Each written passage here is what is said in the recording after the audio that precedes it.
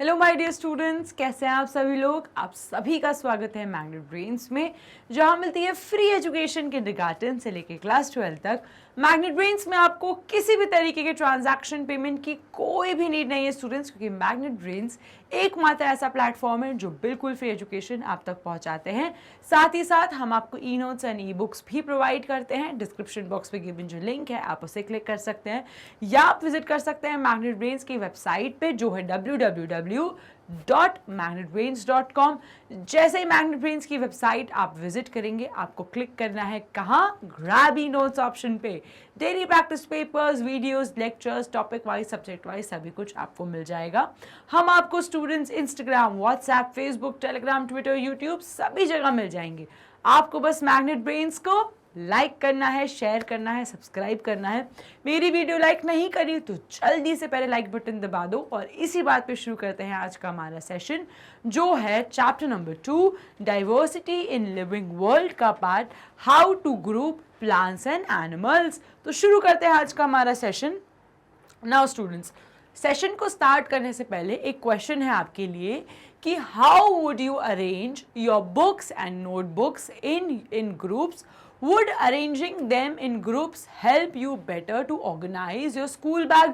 अब स्टूडेंट्स, आपके पास आपका स्कूल बैग है। सो फॉर एन एग्जाम्पल, ये आपका, ठीक है, आपके पास आपका ये स्कूल बैग है। ओके, अब अपने स्कूल बैग में आपको चीजें अरेंज करने हैं। आपको अपने स्कूल बैग में चीजें अरेंज करने हैं, तो आप कैसे अरेंज करते हो। सो फॉर एन एग्जाम्पल, आपके स्कूल बैग में एक आगे वाली चेन है, एक मिडिल चेन है और एक बैक वाली चेन होती है, ठीक है।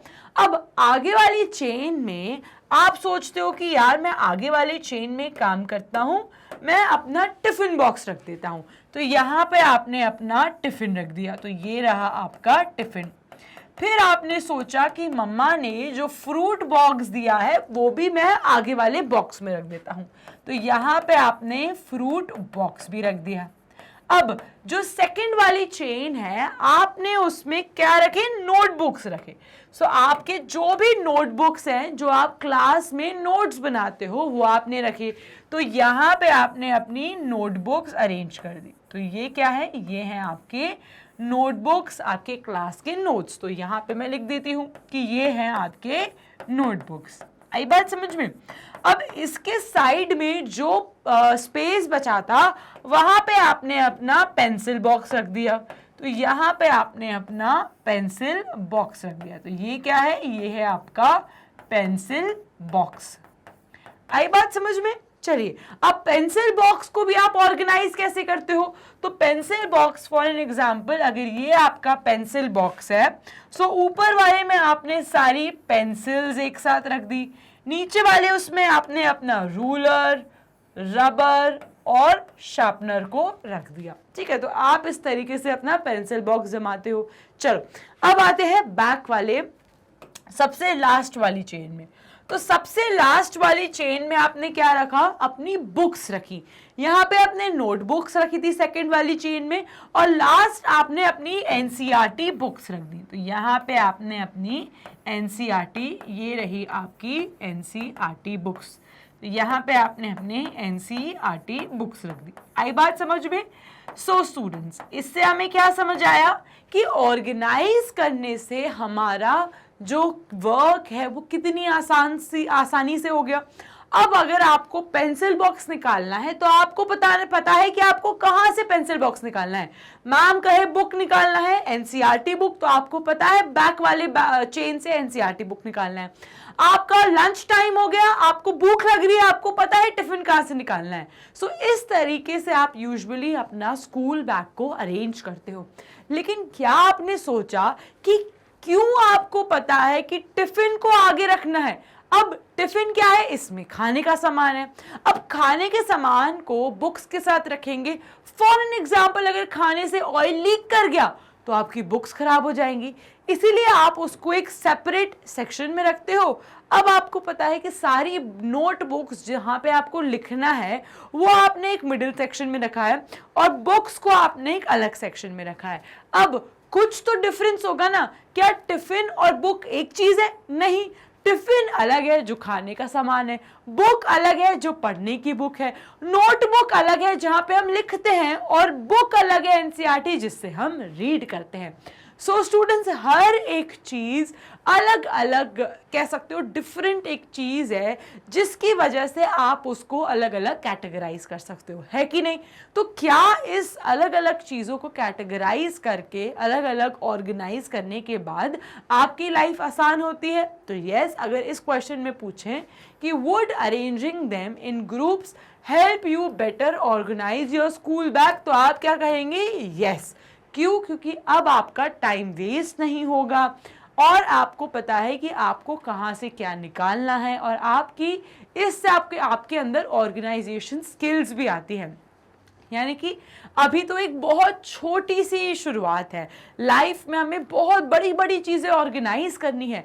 सो अगर हमने अभी से ही अपने अंदर इस ऑर्गेनाइजेशन स्किल को मेंटेन करके रखा और अभी से ही हम इसको ग्रो करते जाएं, तो हम बड़ी बड़ी चीज़ों को बहुत आसानी से ऑर्गेनाइज कर लेंगे। सो स्टूडेंट्स, अगर हम चीज़ों को ग्रुप करके अलग अलग कैटेगराइज करके उनको अलग अलग तरीके से ऑर्गेनाइज करते हैं तो हमारी लाइफ भी आसान होती है, टाइम भी वेस्ट नहीं होता। ठीक है, चलो अब आपने नोटिस करा कि ये तो हो गया आपका स्कूल बैग ऑर्गेनाइज करने का तरीका, लेकिन आपके आसपास कई सारे प्लांट्स और एनिमल्स भी है, और इस टॉपिक का हेडिंग क्या है? How to group plants and animals. तो हमें सीखना है कि स्कूल बैग जैसे हमने अलग अलग ग्रुप में डिवाइड करके उसको ऑर्गेनाइज करा, वैसे ही अगर मैं आपसे बोलूं कि आपके आसपास प्लांट्स और एनिमल्स जो भी प्रेजेंट है उनको अलग अलग ग्रुप में करो, तो आप कैसे करोगे? मैम, यहाँ तो हम कंफ्यूज हो गए। क्यों कंफ्यूज हो गए? अब आप खुद सोचो। आप प्लांट्स को, फॉर एन एग्जाम्पल, अपने आसपास प्लांट्स देखो। एक प्लांट हो गया मैंगो ट्री, एक प्लांट हो गया हिबिस्कस जो आपके घर में रहता है, एक हो गया रोज प्लांट, अब यही एक हो गया बैनियन ट्री। अब आप खुद बताओ, ये चारों क्या एक जैसे? नहीं। इन चारों के पास एक ही जैसे फ्लावर है? नहीं। इन चारों की क्या लीव्स एक जैसी हैं? नहीं। इन चारों की क्या स्टेम एक जैसी है? नहीं। तो कितना आसान हो गया। आपने उनको अलग अलग कैटेगराइज करा उनके कैरेक्टरिस्टिक्स को देख के। आपने सबसे पहले देखा मैंगो ट्री का फ्रूट मैंगो है, येलो कलर का। हिबिस्कस तो रेड कलर का फ्लावर होता है, वो तो अलग है। फिर आपने देखा बैनियन ट्री की तो अलग ही लीव्स होती हैं। सो स्टूडेंट्स, आपने उनके लीव्स के अकॉर्डिंग, उनके फ्रूट्स के अकॉर्डिंग, उनमें जो भी फ्लावर का कलर है उसके अकॉर्डिंग, उनके स्टेम के अकॉर्डिंग, वो थिक है, थिन है, फ्रेजाइल है, टेंडर है, थिक है, स्ट्रॉन्ग है, हार्ड है, उसके अकॉर्डिंग आपने उनको कैरेक्टराइज करा, कैटेगराइज करा। ठीक है, चलो। सो you will be surprised to see that the bases used by different groups may vary। अब ज़रूरी नहीं है कि हर बच्चा जो प्रेजेंट है, जो ये सेशन सुन रहा है, वो एक ही तरीके से अलग अलग चीज़ों को कैटेगराइज करे। हो सकता है कुछ बच्चे लीव्स पे उनको डिफरेंस करें, कुछ बच्चे फ्लावर्स को लें, कुछ बच्चे उनके स्टेम को लेके करें, लेकिन इस तरीके से आपको चीज़ें अलग अलग कैटेगराइज करने में हेल्प ज़रूर मिलती है। Now what do you think the reason behind it? क्योंकि different student might have chosen different common features for the grouping. क्योंकि हर बच्चा अलग तरीके से सोचता है, हर बच्चा अलग चीज़ें ऑब्जर्व करता है। हो सकता है आपने मैंगो ट्री के लीफ ऑब्जर्व करी, लेकिन दूसरे ही बच्चे ने मैंगो ट्री का फ्रूट ऑब्जर्व करा, वही तीसरे बच्चे ने मैंगो ट्री का स्टेम ऑब्जर्व करा। तो हर बच्चा अलग अलग तरीकों से ग्रुपिंग करता है, डिफरेंट ग्रुप्स करता है, लेकिन अगर वो कंसेप्ट समझ गया। कंसेप्ट क्या है कि ग्रुपिंग करने से आपको चीज़ें आसान हो जाती हैं, आपके लिए चीज़ें आसान हो जाती हैं, आप डाइवर्सिटी को समझ पाते हो और आप ये समझ पाते हो कि मैंगो ट्री का ये कैरेक्टर है, ये अलग मैंगो ट्री है, इसके लीव्स अलग हैं, स्टेम अलग हैं, रूट्स अलग हैं, सब कुछ अलग है। तो आप इस ऐसे करके चीज़ों को डिफरेंस कर पाते हो, और डिफरेंस तभी कर पाओगे जब आप ये समझ पाओगे कि हर ट्री एक यूनिक फीचर कैरी करता है और क्या है उसका यूनिक फीचर, तभी तो आप चीज़ों को अलग कर पाओगे। तो यही समझना है हमें इस चैप्टर में कि क्या चीज़ें होती हैं हर प्लांट में जो उनको दूसरे प्लांट से अलग करती हैं, उनमें ऐसा क्या स्पेशल होता है, और यही हम बहुत आसानी से आज के आने वाले सेशंस में समझेंगे। ठीक है, चलो। So for an example, some students may have chosen the height of the plant as the basis of grouping. अब यहीं कुछ बच्चे हाइट लेंगे, वहीं कुछ बच्चे एब्सेंस ऑफ और प्रेजेंस ऑफ फ्लावर ले सकते हैं, और इसी तरीके से हर बच्चा अलग तरीके से प्लांट्स और एनिमल्स को अपने आसपास जो भी प्रेजेंट है उसको ग्रुप करता है। ठीक है, चलो। सो ये क्राइटेरिया रहता है जिसके बेसिस पे हम प्लांट्स को कैरेक्टराइज कर सकते हैं। तो ये क्राइटेरिया किसका है? प्लांट्स और एनिमल्स को क्लासिफाई करने का। ठीक है, तो ये क्राइटेरिया है प्लांट्स और एनिमल्स को क्लासिफाई करने का। तो सबसे पहले प्लांट्स में हम देखते हैं कि फ्लावर प्रेजेंट है या एब्सेंट है, फिर उसका स्टेम हार्ड है या सॉफ्ट है। अब एनिमल्स को हम कैसे क्लासिफाई करते हैं? उसके ईटिंग हैबिट्स क्या है, क्या वो एनिमल कार्निवोर है, ओमनिवोर है, क्या खाता है, पानी में रहता है, क्या करता है, कैसे मूव करता है। तो ये सारी चीज़ें हम एनिमल्स को क्लासिफाई करने में यूज़ करते हैं। यहीं हम एनिमल्स को क्लासिफाई करते हैं, क्या वो एक्वेटिक एनिमल है। एक्वेटिक एनिमल होता है वो एनिमल जो पानी के अंदर रहता है। क्या वो टेरेस्ट्रियल एनिमल है, यानी कि वो लैंड पे रहता है।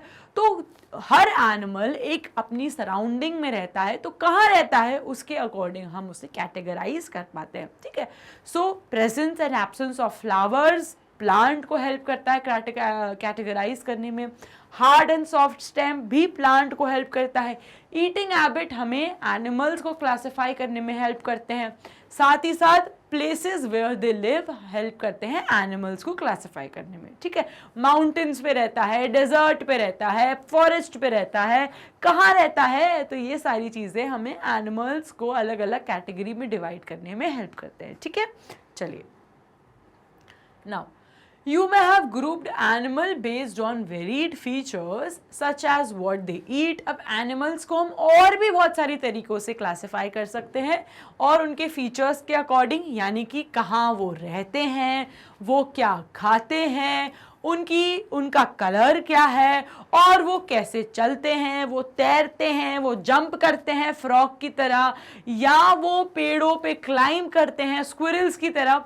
तो हर एनिमल एक अलग तरीके से मूव करता है और हर एनिमल अलग खाना खाता है। तो वो क्या खाना खाते हैं उसके अकॉर्डिंग हम उन्हें क्लासिफाई कर सकते हैं। वो कहाँ रहते हैं, कई एनिमल लैंड में रहते हैं, कहीं पानी में रहते हैं, कई पेड़ों में रहते हैं, कई आसमान में रहते हैं। तो ऐसे करते करते हम एनिमल्स को क्लासिफाई कर पाते हैं। So what is the importance of grouping? अब आप मुझे बताओ कि हम जो यहाँ पे ग्रुपिंग कर रहे हैं, उनको अलग अलग कैटेगरीज में बांट रहे हैं, इससे फायदा क्या होगा? अब याद करो, आपने क्या सोचा था? आपने अपने स्कूल बैग को क्यों ग्रुप करके ऑर्गेनाइज करा था? ताकि आप अलग अलग सामान को उसी जगह से उठा पाओ और आपका टाइम वेस्ट ना हो और चीज़ें खराब भी ना हो, तो आपकी लाइफ आसान हो गई। लेकिन प्लांट्स और एनिमल्स को ग्रुप करके क्या फायदा होगा? तो चलो देखते हैं। Now grouping makes it easier to understand and study plants and animals on the basis of their similarities and dissimilarities और differences भी कह सकते हो। सो स्टूडेंट्स, जैसे हम स्कूल बैग को ऑर्गेनाइज करके अपनी लाइफ आसान करते हैं, वैसे ही प्लांट्स और एनिमल्स को अलग अलग ग्रुप करके आप उनको अच्छे से समझ पाते हो। यानी कि आपको पता है कि ये प्लांट एक जगह पे रहते हैं, एक जैसे हैं, तो आप उन्हें अच्छे से पढ़ोगे। फिर आपको पता है ये प्लांट दूसरे एरिया में रहते हैं, वहाँ इनके क्या कैरेक्टरिस्टिक्स हैं, आप उन्हें पढ़ोगे। फिर आपको पता है ये एनिमल लैंड में रहता है, आप वो पढ़ोगे। ये एनिमल वाटर में रहता है, आप उसके बारे में पढ़ोगे। सो आप अच्छे से उनके बारे में स्टडी कर पाते हो, उन्हें समझ पाते हो। और आपने कैसे डिवाइड करा उनको? आपने उनकी सिमिलैरिटीज। अब आपको कैसे पता रेड रोज और वाइट रोज एक जैसे हैं? अब है तो वो रोज ना, बस उनके कलर अलग है। तो रोज की सिमिलैरिटी क्या हो गई कि वो दोनों रोजेस हैं, डिसिमिलैरिटी क्या हो गई, डिफरेंस क्या हो गया कि एक रेड रोज है एक वाइट रोज है। तो आपने उसके बेसिस में उनको ग्रुप करा और फिर उनके बारे में पढ़ा, है कि नहीं।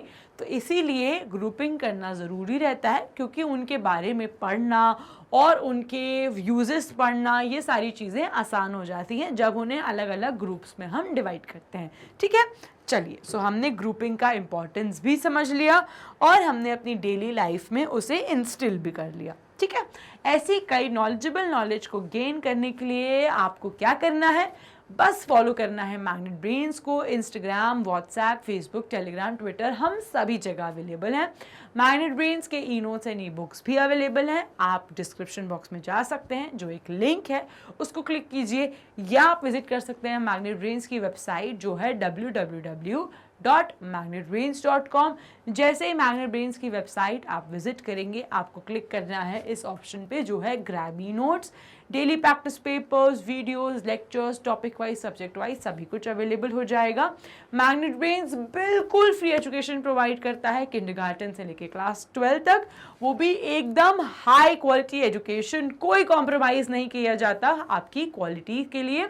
उसके बाद स्टूडेंट्स, हमारे इंग्लिश मीडियम चैनल भी यूट्यूब पे अवेलेबल है, हिंदी मीडियम चैनल भी अवेलेबल है। अगर आपके आसपास कोई भी बच्चा जो हिंदी मीडियम से है और उसको फ्री एजुकेशन चाहिए, तो आप उससे बता सकते हैं कि मैग्नेट ब्रेन्स यूट्यूब पे हिंदी मीडियम चैनल के द्वारा भी फ्री एजुकेशन प्रोवाइड करते हैं। CBSE board, Delhi board, Bihar board, UP board, Rajasthan board, MP board के साथ साथ मैग्नेट ब्रेन्स का योगा कोर्सेज भी प्रोवाइड करते हैं, जैसे वैदिक maths, crash course and spoken English. And students, हम आपको क्या बताया मैंने, इंस्टाग्राम, व्हाट्सएप सभी जगह मिलेंगे। आपको बस मैग्नेट ब्रेन्स को लाइक करना है, शेयर करना है, सब्सक्राइब करना है। मेरी वीडियो लाइक नहीं करी तो जल्दी से पहले लाइक बटन दबा दो। और इसी बात पे stay tuned, happy learning and have a nice day.